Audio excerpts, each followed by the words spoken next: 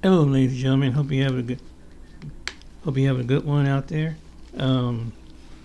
Staying warm myself. You staying warm in this cold winter in the Midwest, or wherever you might be. You might be warm down south. Anyway, this video I'm gonna show you a part of it. It's about the Klan and a little bit about it's about Black history. And it's going to be detailed. Those of you who are a fan of Black history, hope you like it. And it's really interesting. Let's get to the video. White America built an impossible trap for black athletes under Jim Crow. Win, and they'll still make you use the back door. Lose, and they'll say you proved them right. No amount of excellence could buy basic human dignity in a system designed to shame black people either way. Jesse Owens humiliated Hitler in Berlin, then came home to racehorses at county fairs for money.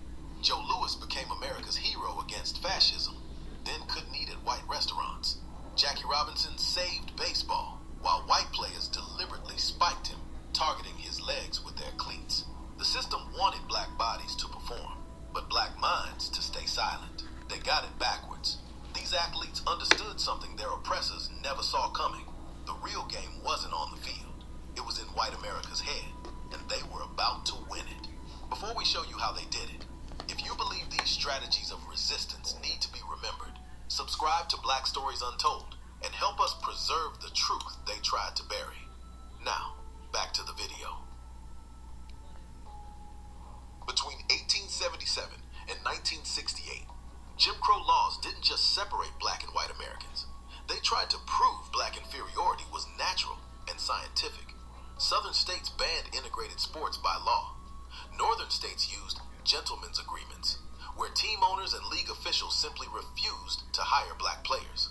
When Jack Johnson became boxing's first black heavyweight champion in 1908, white America was so enraged that white champions refused to fight black contenders for more than 2 decades.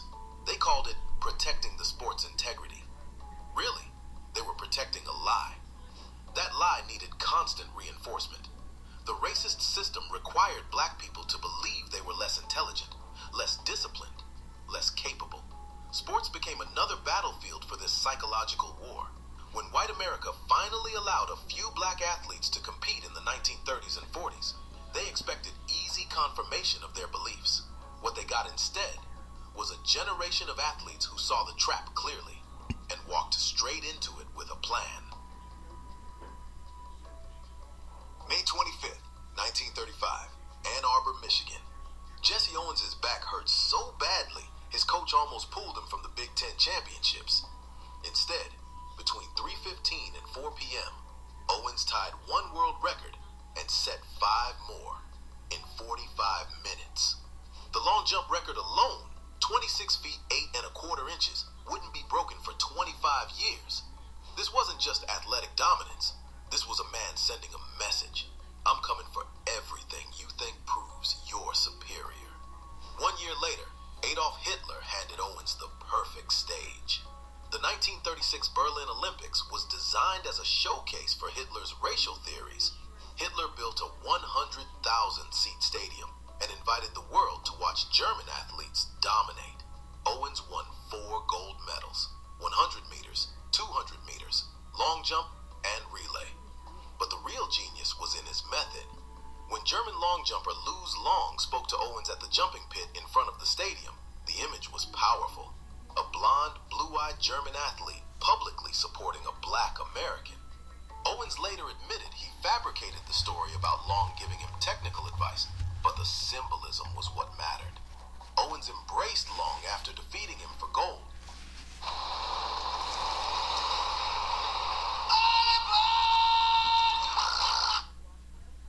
He smiled for cameras. He signed autographs for German children. Every gesture said the same thing without words. Your ideology is weak, and kindness destroys it. The contrast was devastating. Owens could eat at any restaurant in Berlin. Germans treated him with respect and fascination. Then he returned to America, the country he just represented, and had to take the freight elevator at the Waldorf Astoria to reach his own victory celebration. President Roosevelt never sent a telegram. Within months, Olympic champion Jesse Owens was racing horses at county fairs, trying to feed his family. But Hitler's stage had become a crime scene. Nearly 100,000 witnesses had watched a black man dismantle racial mythology in real time. No post-Olympic humiliation could erase what the world had seen. Joe Louis's managers gave him rules that sound insane today. Never gloat over opponents you knock unconscious. Never be photographed with white women. Keep your face blank in public. Only speak when spoken to. They were trying to build a black champion white America wouldn't feel threatened by. Louis saw through it, but recognized the opportunity. If they wanted him silent, he'd be silent and let his fists speak. September 24th, 1935. Writer Richard Wright sat in a Southside Chicago bar as Louis fought former heavyweight champion Max Baer. When Louis knocked out Baer in the fourth round, Wright watched 25,000 black people flood into the streets in what he called a fluid mass of joy. In that moment, Wright understood Louis had become something more dangerous than a boxer. He'd become proof that black excellence could break open joy that had been buried under decades of oppression. But June 22nd, 1938, changed the psychology completely. Louis was fighting Max Schmeling in a rematch. Schmeling had knocked Louis out 2 years earlier and become Hitler's favorite fighter. Now, with war-threatening Europe, white America needed Louis to win. For one night, they had to cheer for a black man to defend American honor. An estimated 70 million people listened on radio as Louis demolished Schmeling in 124 seconds. He seriously injured Schmeling and sent him to the hospital. White America celebrated in the streets. For one night, they needed a black champion and admitted it out loud. Maya Angelou remembered listening in her grandfather's Arkansas store. If Joe lost, we were back in slavery and beyond help. When he won, grown men wept openly. Louis carried the weight of 12 million black Americans into every fight and brought them out victorious. That psychological burden required genius-level mental strength. This was the turning point. White America had been forced to recognize they needed black excellence, even if they wouldn't give black people basic rights. Louis had created cognitive dissonance that couldn't be ignored. By 1945, Branch Rickey had been scouting Negro League players for 2 years. When he chose Jackie Robinson, it wasn't about batting average. Robinson had been court-martialed in 1944 for refusing to move to the back of a segregated army bus. He defended himself in the military trial and won. Rickey saw a man who knew how to fight the system intelligently and win without throwing a punch. Rickey's strategy was brutal. Robinson couldn't fight back for 3 years. Not to insults, not to attacks, not to threats against his family. This wasn't about Robinson's character.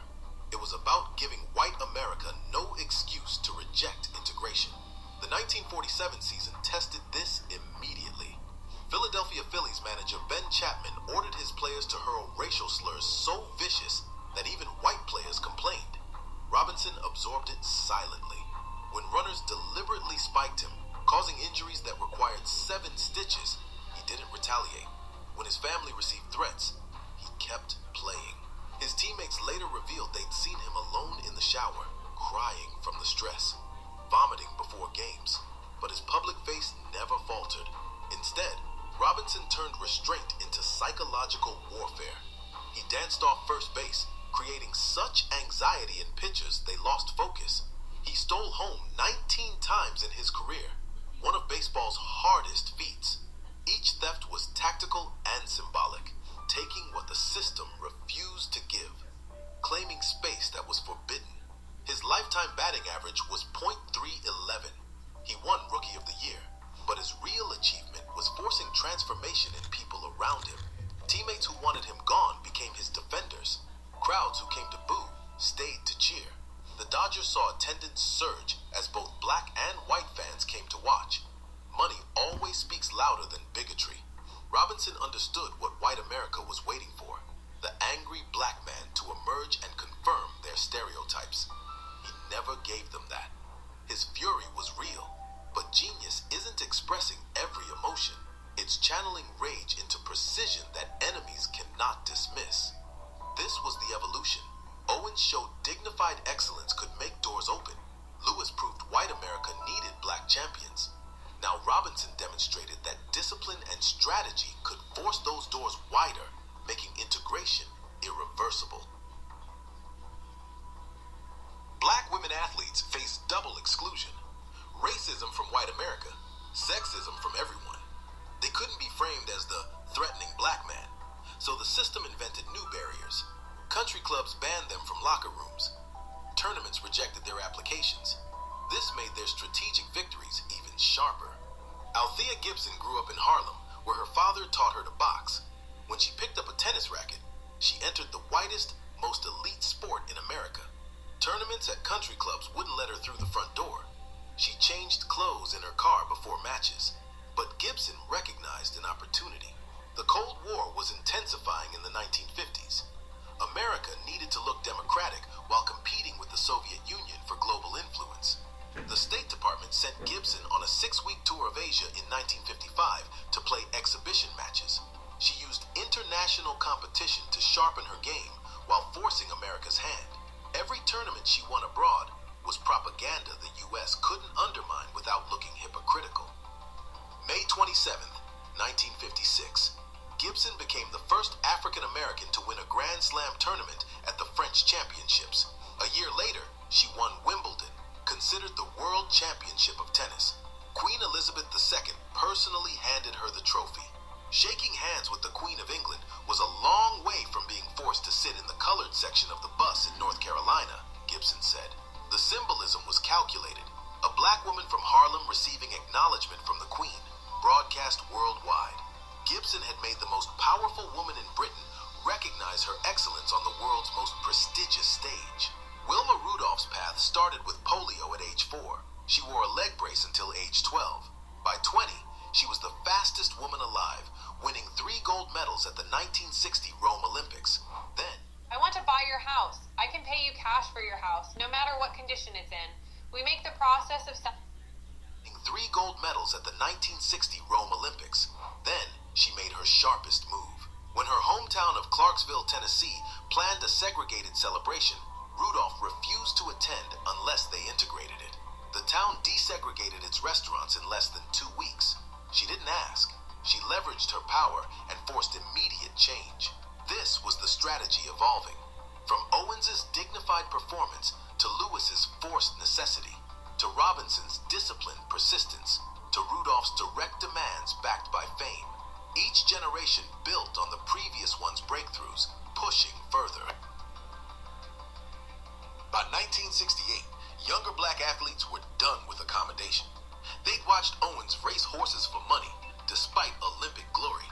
They'd seen Robinson called boy by white officials while testifying before Congress. They'd watched Gibson denied country club membership despite being a Wimbledon champion. The message was clear. Perfect behavior and excellence wouldn't buy dignity. The system would take your performance and still deny your humanity. Tommy Smith and John Carlos spent months planning with sociologist Harry Edwards and the Olympic Project for Human Rights.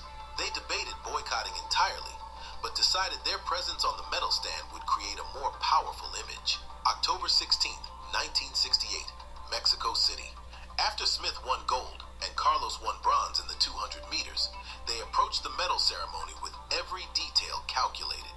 Black socks, no shoes, representing poverty. Black gloves, representing unity. Beads around their necks, honoring those murdered by racial terror. When the anthem played, they bowed their heads and raised their fists. The photograph became the most iconic image of athlete activism in history. International Olympic Committee President Avery Brundage ordered them expelled that same day. Both men received threats against their lives. They struggled to find work. The pressure destroyed Carlos's marriage. His wife Kim died tragically in 1977. But they'd made a calculation. Sometimes you lose everything in the present to win the future. That image spread awareness of racial injustice more effectively than countless speeches. They traded their careers for permanent impact. This was the final evolution. From Owens's performance to Lewis's necessity, to Robinson's persistence, to Gibson's leverage, to Smith and Carlos's confrontation. Each generation pushed the strategy further, building on what came before. Wow, that's powerful. That's powerful. You know, no culture in America, no culture you see over here coming over from overseas have the mental strength as the black American. No culture that come to the shore don't have it like we do. Nobody have it. And that may be cliche because if they did, they didn't have to go through the heavy burden what black Americans had to go through just to be the fight, just to have the human dignity and right. And so it's funny how all these people, these different groups come at us talking like we don't have no culture, we don't know who we are, and they don't take blind out to come to an internet and study black America. They don't see the foundation. They don't see the inventions. You asked for more ways to create, so we made a major update. Sleeve printing is now live. Did you use a traffic light today? Or turn on a light bulb? What if I told you the world you live in was shaped by brilliant black inventors you've never heard of? We're about to reveal the hidden stories, including how one man had to hire a white actor to sell an invention that saved thousands of lives. 1. Garrett Morgan. Imagine driving down a busy street. Now, imagine there are no stop signs, no red lights, on sights, no green lights, just chaos.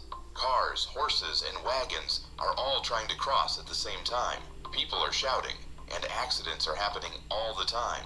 To put it mildly, it was a mess. This was the reality in the early 1900s. The few traffic signals that did exist were basic.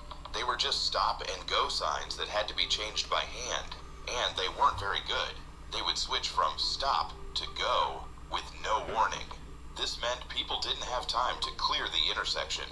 It was, in a word, dangerous. But one man, an inventor named Garrett Morgan, saw this chaos and had a brilliant idea.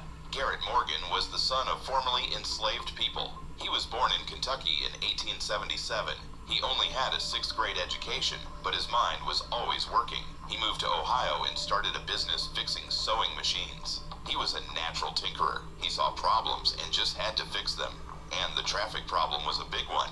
He had apparently seen a terrible carriage accident at a busy corner, and he knew there had to be a better way. So, in 1923, Morgan filed a patent for a new kind of traffic signal. And here's the kicker. His was not just stop and go. He added a third position. This third sign, which we now know as the yellow light, would stop all traffic in all directions. This gave drivers time to clear the intersection before the other direction got the go signal. It was a simple idea, but it was a total game changer. It was the first all-stop period, the ancestor of the yellow light that saves us from accidents every single day. His patent, U.S. Patent Number 1,475,024, was for a T-shaped pole with 3 signs that could be moved by a crank. But here is where the story gets really wild. Garrett Morgan was a black man in the early 1920s, and sadly, many people were not willing to buy a major invention from a black man. Morgan knew this, so he had to be clever. For another one of his inventions, a breathing hood for firefighters, he had to hire a white actor to pretend to be the inventor during demonstrations. Morgan himself would put on the hood and go into a tent full of smoke, but the actor would be the one talking to the buyers. It was a trick he had to use to get his amazing ideas sold. Morgan's traffic signal was a huge success. He eventually sold the rights to his patent to the General Electric Corporation for a huge sum of $40,000. That's like getting over $600,000 today. It was a massive amount of money. His idea spread all across America, making streets safer for everyone. Garrett Morgan's invention brought order to the busy streets. But what about bringing light into our very homes? The man who helped do that had a connection to another very famous inventor, and his story is even more shocking. 2. Lewis Latimer. Everyone knows the name Thomas Edison. He's the guy who invented the light bulb. Right. Well, the thing nobody tells you is that it's way more complicated than that. Edison's first light bulbs had a big problem. They used paper filaments, you know, the little wire inside the bulb that glows. But the paper burned out in just a few minutes. To put it mildly, they were not very useful. This is where Lewis Latimer steps in. Lewis Howard Latimer was born in 1848. His life story is incredible. His parents, George and Rebecca Latimer, had escaped from slavery in Virginia. Their story was so famous that it became a huge case for the abolitionist movement. So Lewis grew up around people fighting for freedom. He even joined the U.S. Navy at just 16 years old. After his service, he got a job as an office boy at a patent law firm. He had no formal training, but he taught himself mechanical drawing just by watching The Draftsman. He was so good that he was eventually promoted to head draftsman. And here's the wow factor. While working at that firm, he was hired by a man named Alexander Graham Bell. Latimer was the one who drew the detailed plans for Bell's new invention. That invention was the telephone. He even raced to the patent office to file it for Bell, beating a rival inventor by just a few hours. So, Latimer was already helping to change the world, but his biggest mark was yet to come. He started working for one of Edison's rivals, Hiram Maxim. Latimer knew the problem with light bulbs was the filament. He had an idea. Instead of paper, what if they used carbon?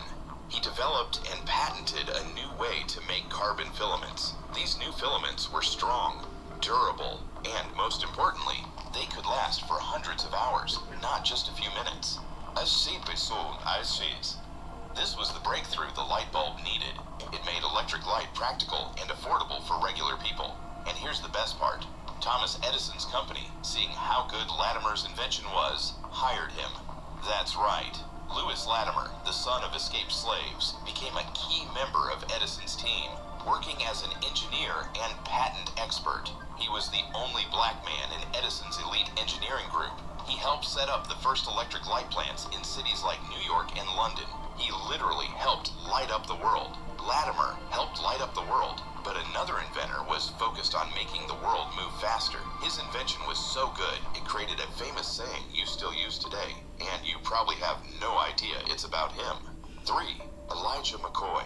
Back in the 1800s, steam engines were the biggest, most powerful machines on Earth. They ran the factories and, most importantly, they powered the new railroads that were crossing the country.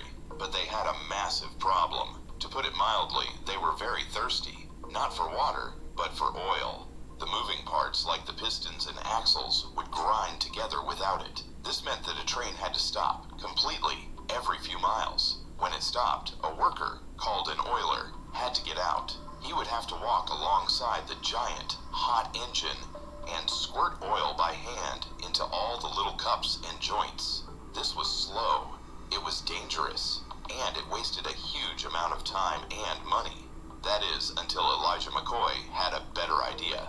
Elijah McCoy was born in Canada in 1844. His parents had also escaped slavery in the U.S. Finding freedom in Canada, from a young age, Elijah was obsessed with machines. He loved taking things apart and putting them back together. His parents saved up enough money to send him to Scotland, all the way across the ocean, to study engineering. He became a fully certified mechanical engineer. When he moved back to the United States, in Michigan, he thought he would get a great engineering job. But the sad truth was, no matter how smart he was, most companies would not hire a black man as an engineer. The best job he could get was as an oiler on a railroad. But here's the kicker. McCoy was a genius, and a genius can't be stopped. As he was doing the hard, boring job of oiling the train, he thought, this is a waste. There has to be a way to make the machine oil itself. So, in 1872, he invented a small, clever device. It was an automatic lubricator, or an oil drip cup.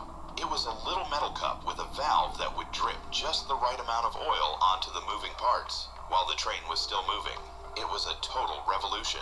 Trains no longer had to stop every few miles. They could run faster, for longer, and more safely. His invention was a massive hit. It was used on trains, on steamships, and in factories all over the world. Now, here's the part of the story that is a true wow factor. McCoy's invention was so good that cheap copies started to pop up, but these copies would break down. They just didn't work as well. So, when a train company or a factory owner was buying new equipment, they would ask the salesperson one simple question. Is this the real McCoy? They only wanted the authentic, high-quality invention from Elijah McCoy. That's right, the phrase we still use today, the real McCoy, meaning the real deal, the original, and the best, comes from this brilliant black inventor. So people say that black people don't have no culture, huh? That we were just shiftless and lazy and illiterate. But America don't tell you about stuff like this. Enough ramen to reach the moon if stacked end to end. At first, Klansmen for Mississippi! Mississippi! Klansmen for America! For America! For generations, the Ku Klux Klan cast a shadow of terror across America. Hooded figures gathered in the dead of night to burn crosses and ride under the cover of darkness, menacing black communities with violence and intimidation. The Klan wanted black Americans to live in fear, but throughout history, there have been those who refused to bow. Brave black men stood up, armed themselves with courage and conviction, and faced the Klan head on. In doing so, they turned the tables and made the white-robed terrorists feel fear for a change. This is the story of the black men who terrified the Klan. From the Reconstruction era through the Civil Rights Movement, we will explore 5 extraordinary stories of resistance. These are tales of men who wouldn't be intimidated, men who protected their families and communities when law and justice would not. Before we begin, don't forget to subscribe so you never miss the stories they don't want us to remember. Our first story takes us to the small coastal town of Darien, Georgia, at the close of the 19th century. This was deep Jim Crow country, where a rumor against a black man could set deadly events in motion. In the summer of 1899, a black landowner named Henry Delagle was accused of raping a white woman. He was known among black residents as a steady family man. In that era, an accusation like this often ended at a tree or a courthouse yard without a trial. Lynch mobs formed quickly. Local officials often looked away. The Ku Klux Klan and allied groups used accusations to enforce a racial order that kept black people afraid and silent. Darien was not willing to follow the script. The black community had watched wave after wave of violence across Georgia and the South. Newspapers recorded the deaths with cold regularity. Churches mourned. Families buried sons and brothers. In Darien, anger hardened into resolve. The law did not protect black life with any consistency. The men of the town decided they would. Word spread that a white crowd planned to seize Delagle from the jail and hang him before dawn. Black men gathered at the jail in numbers. Many had learned to shoot as boys. Some had served in local militias that existed before the new regime crushed them. They took up positions inside and outside the building. They kept rifles and shotguns within reach. They spoke in low voices and checked the corners and windows. They killed the nearby lamps with well-placed shots, leaving the jail in darkness and the street exposed to the moon and to any torch a man chose to carry. It was a simple, tactical choice that gave them a small edge. They understood what was coming. Night settled on the river town. A white crowd approached in the heat, loud and restless. The sound carried down the street. The mob wanted a quick punishment that skipped a judge and a jury. As the men came close, they saw black defenders on the steps and along the walls. Gunmetal showed where the light caught it. A shot cracked the air as a warning. The crowd halted. A few tried to press forward anyway, but others pulled them back. The people advancing on the jail had counted on fear to clear their path. The sight of armed black men holding ground forced them to think about a cost they had not planned to pay. The standoff stretched. There were shouts and threats from the edge of the light. Inside the jail and along its exterior, the men from Darien waited and watched. They were not playing at war. Each man knew what would happen if the crowd broke through. They also knew what it would mean if they held the line.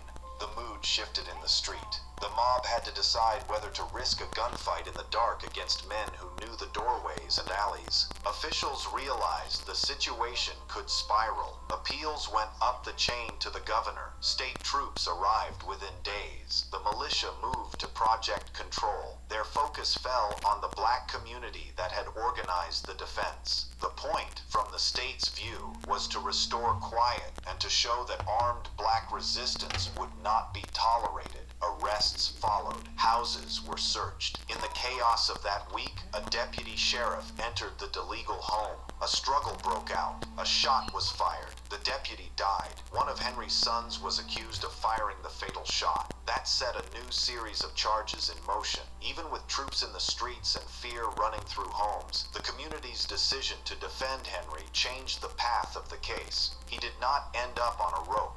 He lived to face a jury. That fact was rare for a black man in Georgia accused of a crime against a white woman. Lawyers petitioned to move the trial out of the immediate county. They sought a place where the jury pool might listen to evidence rather than follow the rage of the moment. The hearing stretched over days. Reporters took notes. Families waited outside the courthouse. When the verdict came, it defied most expectations of the time. The jury acquitted Henry DeLegal of the rape charge. The court did not find proof that rose to the level of guilt. Henry walked out a free man. The story did not end in celebration. The state still demanded a price for the death of its deputy. Henry's son stood trial for murder. A jury convicted him. The sentence was prison, not a killing in the street or a hangman's knot behind a courthouse. That outcome carried its own bitter truth. A white jury would not clear the entire DeLegal family after a week that included an armed stand at a jail and the death of an officer. Yet the difference between a cell and a tree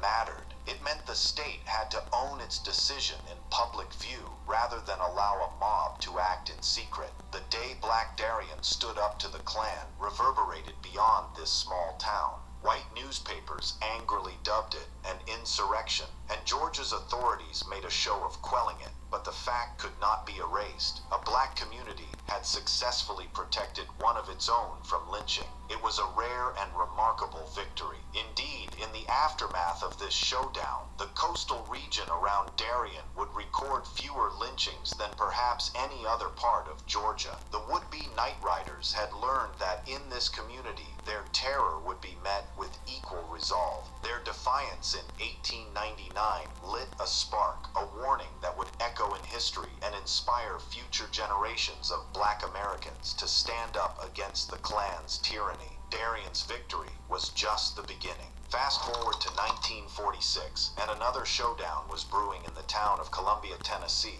World War II had ended just months before. Black soldiers had returned home after fighting fascism overseas, determined to claim the dignity and rights they had earned in uniform. But the Jim Crow South was unwilling to change. The Ku Klux Klan was still active, and violence against black veterans was alarmingly common.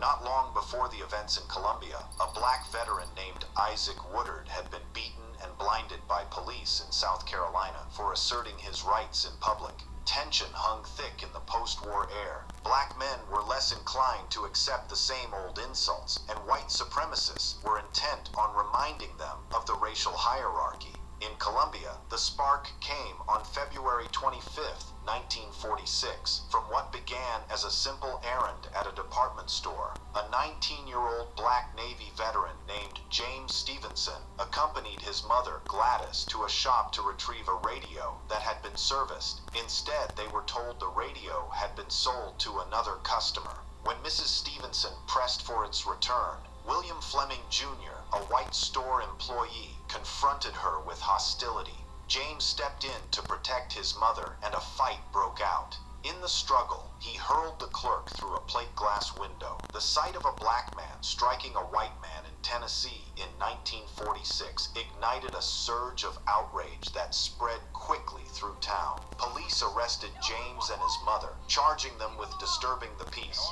Both pled guilty and paid a fine. Yet the matter escalated when the clerk's father swore out new warrants accusing James of assault with intent to kill. As the story spread, distorted with each retelling, local white anger swelled.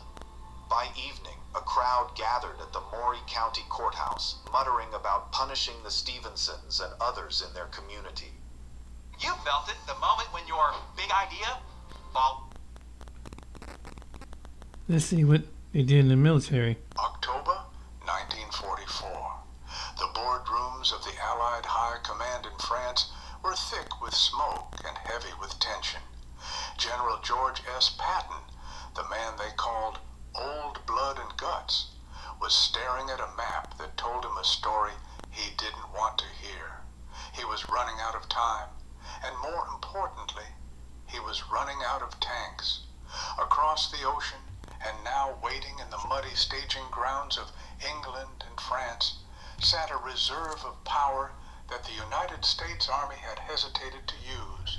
They were strong, they were eager, and they were trained on the same M4 Shermans as every other tanker unit. But there was one difference, a difference that terrified the politicians back in Washington and unsettled the generals in the field. These men were black. This is the story of the 761st Tank Battalion. They would come to be known as the Black Panthers. But before the Germans learned to fear that name, the American military establishment had to overcome its own fear of letting them fight. You see, the Army at that time was segregated, strictly divided by the color line. The prevailing belief, a lie told so often that high-ranking officers believed it to be fact, was that black soldiers lacked the intelligence for mechanized warfare and the courage for the front lines. They were meant to drive trucks, to cook food, to bury the dead. They were not meant to kill Nazis from the turret of a 30-ton war machine. But Patton was a pragmatist before he was anything else. He looked at his depleted divisions, and then he looked at the fresh, untested battalion of black men waiting on the sidelines. He knew the risks, not on the battlefield, but in the newspapers. Sending black men to do a white man's job, as society saw it then, was political suicide. However, the Germans weren't waiting for American politics to sort itself out. The enemy was digging in. The winter was coming, and Patton needed killers. He made the call, but he didn't just send them an order. He went to see them. He looked them in the eye. What happened next wasn't just a deployment. It was a challenge to prove an entire nation wrong while facing the deadliest army in history. Patton was afraid to send them, perhaps not because he thought they would fail, but because deep down he might have suspected they would be too good. And if they were that good, how could America ever treat them as second-class citizens again? The 761st was about to enter the meat grinder. They were about to become the most ruthless, effective tank unit in the European theater. But their first battle wasn't against the Wehrmacht. It was against the doubt of the very flag they served. But before we dive in, tell me where you're watching us from, and may God bless you wherever you are. Now, let's begin. To truly understand the ruthless efficiency the Black Panthers would later show in Germany, you have to go back to where they were forged. You have to go to the mud, the heat, and the hatred of Camp Hood, Texas. For 2 long years, the men of the 761st trained for a war they weren't sure they would ever be allowed to fight. While white tank units were rushed through basic training and shipped out in a matter of months, the Black Panthers were held back. They ran the same drills over and over again until they could operate their Shermans in their sleep. They didn't just learn to drive tanks, they learned to make them dance. But their battle didn't start against Hitler. It started at the bus stop outside the base. It is a hard truth to hear, but it must be spoken. In Texas, in 1943, a captured German soldier, a man who had sworn allegiance to the Nazi Party, could enter a diner and sit down for a meal. But the black American soldier guarding him had to stand outside and eat from the back door. The men of the 761st watched this daily. They swallowed the insults. They held their tempers. They channeled every ounce of that frustration into their machines. Their commanders, realizing the scrutiny they were under, drove them harder than any other unit. They knew that if a white soldier made a mistake, it was just a mistake. But if a black soldier made a mistake, it would be used as proof that his entire race was unfit for duty. So, perfection became their only shield. By the time they finally landed on the beaches of France in October of 1944, they weren't just soldiers. They were a coiled spring, wound tight by years of waiting and humiliation. And then, the moment came. The moment the rumors had whispered about. General Patton arrived. He didn't come with a handshake. He came with a scowl and a high-pitched voice that cut through the damp autumn air. He climbed up onto a half-track vehicle, looking out over the sea of black faces. These men had heard the slurs. They had felt the spit of civilians back home. They expected the general to give them a lecture on staying out of the way. Instead, Patton looked them in the eye and gave them a mission. He said, "Men, you're the first Negro tankers to ever fight in the American Army. I would never have asked for you if you weren't good. I have nothing but the best in my army. I don't care what color you are, as long as you go up there and kill those Crouch son of a bitches." He told them that everyone had their eyes on them and expecting great things. But he also gave them a warning. The enemy was fierce, and mercy was not on the menu. For the first time, a high-ranking white officer spoke to them not as servants, but as warriors. Patton didn't offer them civil rights. He offered them a chance to kill the enemy. And for the 761st, that was enough. The general climbed down. The engines of the Shermans roared to life, coughing black smoke into the French sky. The training was over. The waiting was done. They were moving toward the town of Morville-le-Vicq. But as the tracks began to churn the mud, none of them truly knew what happened. When a tank shell hit steel, they were about to find out that courage is one thing, but survival is something else entirely. November 1944, the Lorraine region of France. If hell had a basement, it looked like this. The ground wasn't solid. It was a soup of freezing mud that sucked the boots off soldiers and bogged down 30-ton tanks. They called it General Mud, and it was an enemy almost as stubborn as the Germans. The men of the 761st had left the dry heat of Texas far behind.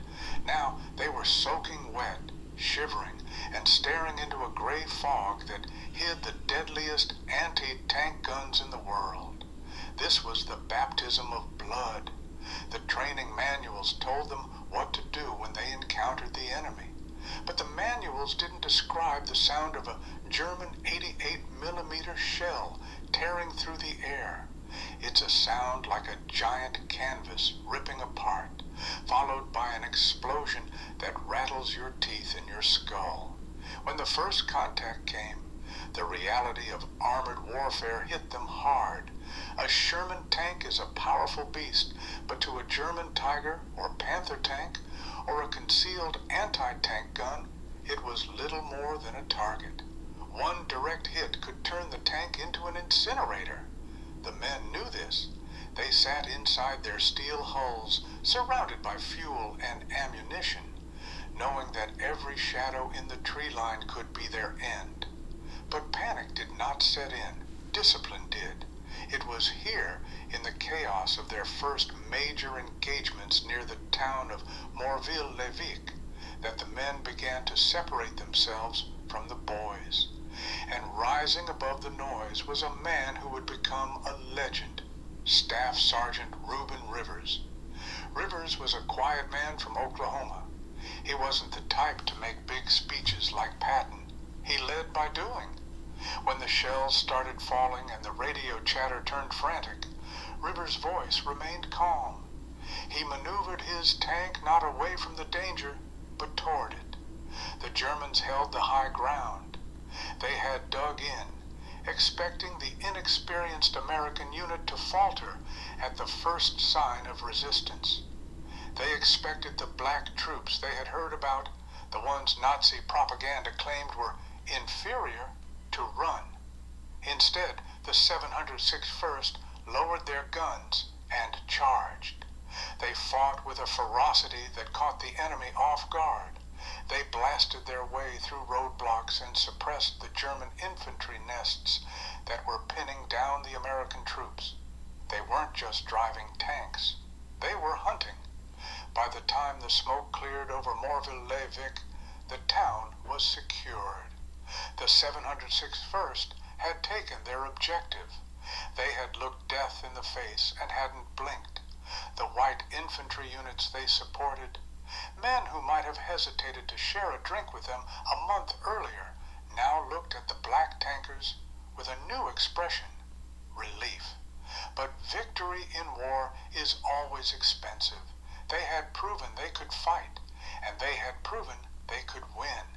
Yet, the adrenaline was wearing off, and the first letters of condolence were being written to mothers back home.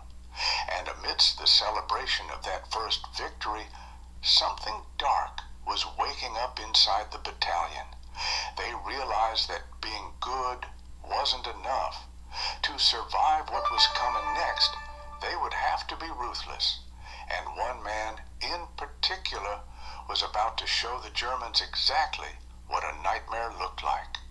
As the battalion pushed deeper into enemy territory, the war began to change the men. The hesitation of the training grounds evaporated. In its place, a cold, hard resolve took root. They stopped worrying about what the army thought of them and started focusing on destroying anything that stood in their way. Nowhere was this transformation more terrifyingly clear than in the actions of Sergeant Warren G.H. Cressy. Cressy was a mild-mannered man before the war, but on the battlefield, something inside him snapped loose. It happened on a gray November day when his tank was leading an advance. Suddenly, the world exploded. A German anti-tank shell slammed into his Sherman, knocking it out instantly. Most men surviving a hit like that would crawl into a ditch and thank God for their life. Not Cressy. He scrambled out of the burning wreck, his uniform smoking, and looked around. He saw the Germans advancing, confident they had stopped the American push. Cressy didn't retreat. He spotted a jeep nearby, armed with a .30 caliber machine gun. He climbed onto the back of that open jeep, completely exposed to enemy fire. With bullets kicking up the dirt around his tires, Cressy grabbed the trigger. He didn't just fire. He unleashed a torrent of rage. He mowed down the German infantry, charging his position. He swung the gun toward the artillery observers, hiding in the distance, and silenced them. Witnesses said he fought like a man possessed. He destroyed machine gun nests and wiped out anti-tank positions, single-handedly holding the line while the rest of his unit regrouped. So, what do you think? So, we incompetent. Too bad the late Charlie Kirk couldn't have heard this story. Black men can't fly a plane. Black men can't invent nothing. And many, they still out there in this generation teaching that. But have they ever heard stories like this? No. They really believe that. And every time America try to destroy each generation of black people, we rise up. That's what scared racist white people. That's what scares them. They know it. That's in us. That's why I said they don't want a race war. They don't. Because, like that man, when you locked in that zone, that's it. Ain't no mercy. Ain't no mercy.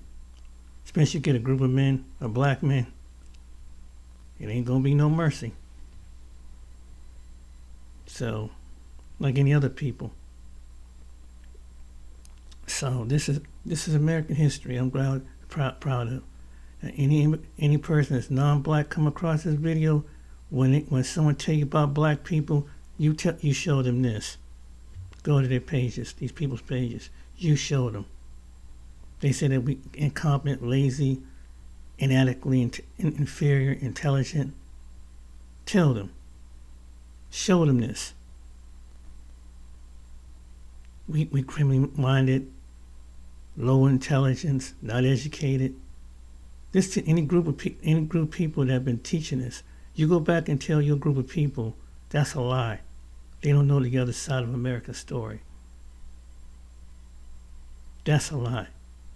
America only wants to show, and this is what they trying to take out of museums and African American history. The Donald Trumps and all of them. They won't tell you that story. So the future young black children won't know. Ain't that something? But it's a part of American history. But it's the kind of history that when it comes to people with different shade, we need to put them as servants and put them back in the corners. This is what they done. You hear the videos. But you can't cover it for so long, because one thing about the human beings, we always going to find out who are these people, how did America came to be. It didn't just look like palm-colored people, as they would say. When the foundation was Black America. Let it be known. All right then, guys. Take care. Be blessed. You like and subscribe. Till next time. And even when the bootlicks, when you bootlick, this is also to the bootlick people. You sellouts that think that we ain't accomplished nothing, especially them kind of black people. I hope they come across this video.